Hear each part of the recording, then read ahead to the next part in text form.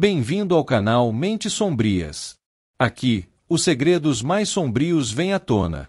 Preparem-se para mergulhar em histórias misteriosas de crimes, desaparecimentos, investigações, acontecimentos que desafiam a lógica. Cada episódio é uma viagem pela mente humana, pelos suspenses e pelos enigmas que a escuridão esconde. Agora, vamos ao caso, e o que vem a seguir vai te deixar sem fôlego. Agora vamos para a parte 2. A obsessão aumenta e o inverno paulistano Ricardo Almeida estava no limite. A descoberta do ano 1720 e a menção a um banco em Liechtenstein haviam transformado sua frustração em uma obsessão avassaladora.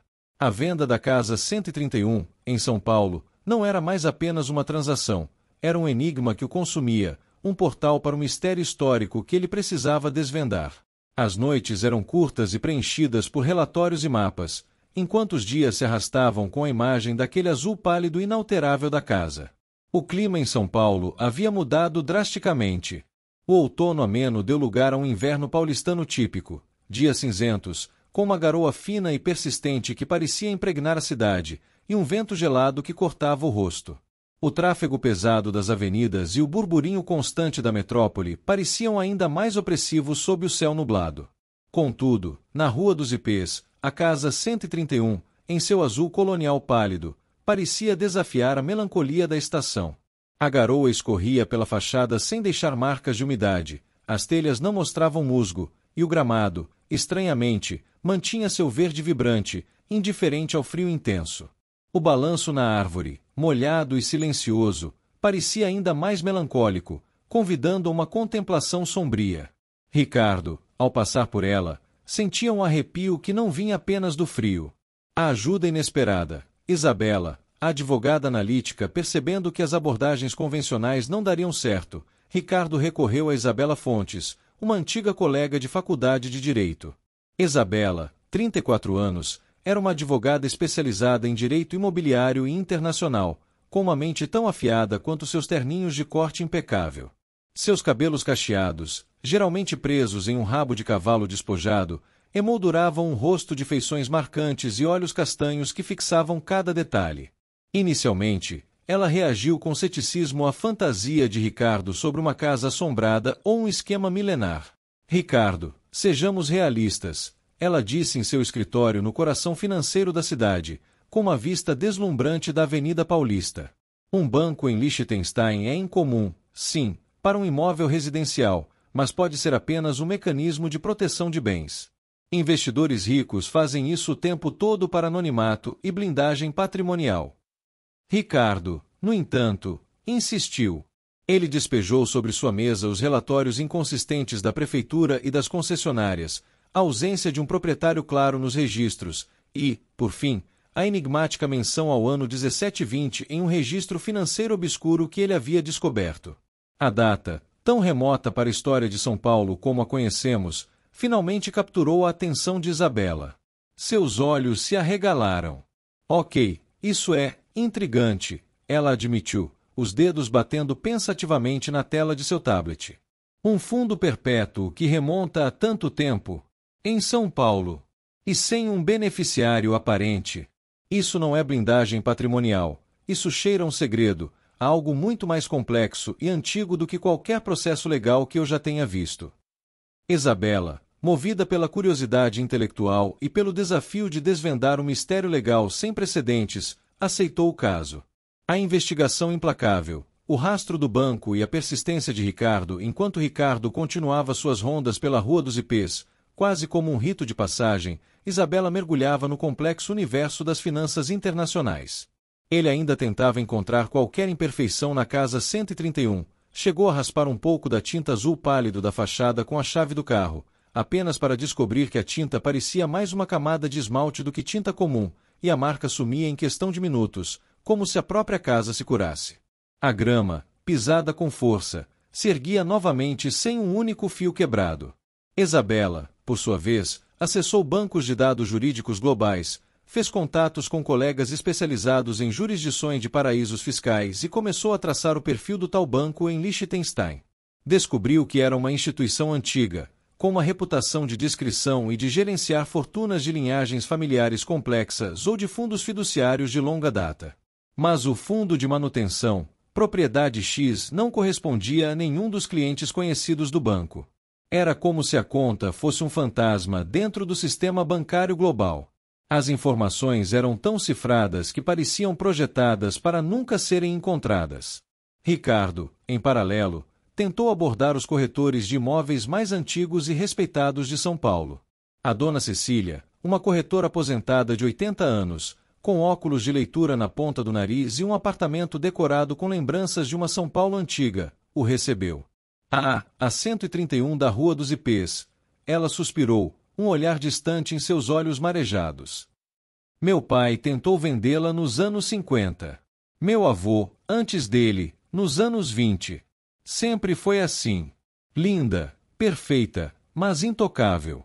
Dizem que há um contrato antigo, de antes da República, que impede a venda, um acordo secreto com a própria terra. Uma lenda, claro. Mas nunca ninguém conseguiu desfazê-lo. Cecília mencionou que a casa parecia existir por si mesma e que a cor azul pálido era parte dela, como se nascesse com aquela tonalidade, e nunca precisasse ser retocada. Ela até se lembrava de boatos antigos de que o balanço sempre esteve lá, desde que ela era criança. As lendas paulistanas e o clima estranho da 131, as histórias sobre a casa 131 não eram apenas especulações. Elas eram lendas vivas que circulavam discretamente entre os moradores mais antigos daquela região de São Paulo, passadas de geração em geração. Ricardo, agora com a mente mais aberta, começou a ouvi-las com uma seriedade renovada. Dona Zélia, em um raro dia de sol fraco de inverno, enquanto arrumava o jardim de sua casa vizinha, abordou Ricardo. Sabe, meu filho, meu avô, que era jardineiro aqui na rua, contava que, em certas noites, a casa mudava. Não a estrutura, mas a cor. Ficava um cinza tão escuro, quase preto, que parecia absorver a luz, mesmo da lua ou dos postes da rua. E no dia seguinte, voltava ao seu azul pálido de sempre, sem explicação. Ninguém se atrevia a chegar perto nessas noites.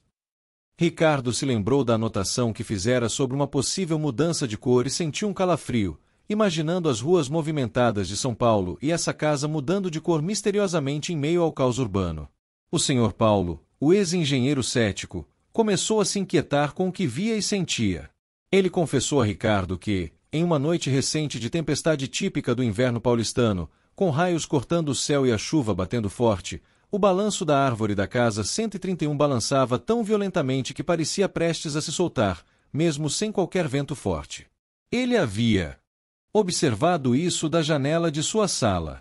Na manhã seguinte, estava lá, intacto, balançando suavemente no ar gélido e úmido. É a umidade, ele tentou racionalizar para Ricardo, mas a dúvida em seus olhos era evidente. Mas nunca havia algo assim. É como se a casa tivesse sua própria atmosfera. Isabela, durante suas pesquisas mais históricas sobre o terreno em arquivos menos conhecidos da cidade, encontrou referências vagas, quase apagadas pelo tempo, a um pacto ou acordo silencioso entre os primeiros colonizadores portugueses e alguma entidade guardiã do local.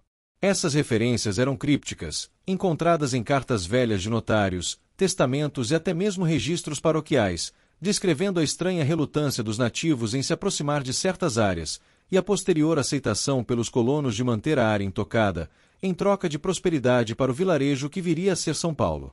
Essa entidade poderia ser a razão pela qual a casa era mantida e protegida com tamanha perfeição. A anotação criptografada e o historiador amador excêntrico, a investigação de Isabela sobre o Banco de Liechtenstein se mostrou um labirinto. É um nível de obscuridade que só é alcançado por quem tem algo muito importante a esconder, ou quem não quer ser encontrado de forma alguma, ela concluiu, frustrada, em uma reunião noturna com Ricardo em seu escritório. Não consigo ligar a conta a um proprietário ou a uma fundação clara no Brasil. É como se houvesse uma camada de invisibilidade legal sobre essa propriedade, deliberadamente construída ao longo dos séculos. Foi então que, em um antigo livro de registros de terras da São Paulo colonial, escondido em um fundo de arquivo quase esquecido na Sé, Isabela encontrou uma anotação manuscrita, marginal, quase ilegível, ao lado da descrição do terreno onde hoje está a casa 131. Estava em latim e dizia: custos aeternum. Terra spiritus. Non vendetur. Guardião eterno. Terra do espírito. Não será vendida. Abaixo, havia um símbolo, uma espécie de nó celta estilizado, e a data 1720, confirmando o que Ricardo havia visto antes. A caligrafia parecia incrivelmente antiga, mas a tinta, estranhamente, permanecia vibrante. Isabela contatou um historiador amador, o professor Gabriel Bittencourt, um homem aposentado de 70 anos, com barba branca e sempre com um olhar distraído que escondia uma mente brilhante e um vasto conhecimento sobre história oculta e as lendas urbanas de São Paulo. Professor Gabriel recebia Ricardo e Isabela em sua casa no bairro do Bixiga, um lugar apinhado de livros antigos, mapas amarelados e artefatos históricos que pareciam contar suas próprias histórias. Ao ver a anotação e o símbolo, o professor Gabriel empalideceu visivelmente. Essa é uma lenda muito antiga, uma das mais bem guardadas de São Paulo, de antes mesmo de ser uma vila próspera. Ele começou, sua voz grave, quase um sussurro. Disse que esta terra, onde hoje está a Rua dos Ipês, era considerada sagrada ou amaldiçoada por antigas tribos indígenas. Um local de um poder ou de uma anomalia que eles evitavam. E que, quando os primeiros colonizadores jesuítas chegaram, houve um acordo, um pacto. Eles prometeram jamais tentar dominar a essência daquele local, apenas coexistir. E uma estrutura foi erguida ali não para moradia, mas para selar ou proteger algo. A Casa Azul Pálido, como a conhecemos hoje, é apenas a manifestação mais recente dessa estrutura original. E essa cor é importante. É um sinal de sua natureza. O segredo da cor, a irmandade secreta e o chamado irresistível, o professor Gabriel explicou que o símbolo era de uma antiga irmandade secreta, os custos aeternum, guardiões eternos, que se estabeleceu em São Paulo nos primeiros séculos da colonização. Eles eram os verdadeiros guardiões de locais de poder ou de portais, e a Casa 131 era um deles. O banco em Liechtenstein? Provavelmente os remanescentes dessa irmandade, ou seus descendentes diretos, mantêm o pacto vivo, explicou Gabriel. Eles pagam para que a casa seja intocável, para que seu propósito seja mantido. É um compromisso que dura séculos, passando por guerras, revoluções e o crescimento avassalador desta cidade. A própria localização, numa rua que se chama dos Ipês, pode não ser coincidência. Ipês simbolizam longevidade. Ele também revelou que a cor da casa, seu azul colonial pálido, era uma espécie de camuflagem energética, uma forma de se integrar ao ambiente e, ao mesmo tempo, de ser ignorada, de não chamar atenção indevida para o que realmente estava ali. Era uma cor que, de alguma forma, dispersava ou ocultava a verdadeira natureza do local. As mudanças de cor que Dona Zélia descrevia eram, possivelmente, flutuações na energia do selo que a casa representava. Ricardo e Isabela trocaram olhares, o ceticismo dela se dissipando em face da magnitude do mistério. Aquela casa, no número 131 da Rua dos Ipês, em meio ao caos e progresso de São Paulo, não era só um imóvel, era um artefato, uma cápsula do tempo, um segredo vivo. A ambição de Ricardo, antes apenas financeira, transformou-se em uma necessidade premente de conhecimento, uma busca por uma verdade que se estendia muito além de qualquer contrato imobiliário. Ele precisava desvendar o que a Casa 131, com seu balanço silencioso e sua grama impecável em pleno inverno paulistano, realmente guardava. A pressão da nova era continuava, com o diretor Fonseca ligando incessantemente, exigindo resultados. Mas Ricardo e Isabela estavam agora em um caminho diferente, um caminho que os levaria a mergulhar nos 300 anos de mistério que os aguardavam. A cada detalhe descoberto, a cada lenda confirmada, a Casa 131 parecia chamá-los, um convite irresistível para desvendar sua alma. A tela escurece com uma imagem da Casa 131 sob a luz pálida de um dia frio de inverno, seu azul pálido quase etéreo, enquanto a narração final questiona com uma voz carregada de suspense: o que, ou quem, eram os custos aeternum?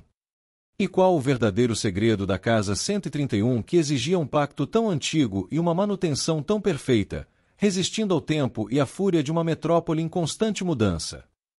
Esse foi o segundo episódio dessa história. Fique ligado, logo irá sair o próximo episódio. Essa foi mais uma história. Mas lembre-se, a escuridão nunca dorme. Se gostou, Não deixe de apoiar o canal com sua curtida e se inscreva. E a gente se vê na próxima história. Aqui no canal Mentes Sombrias.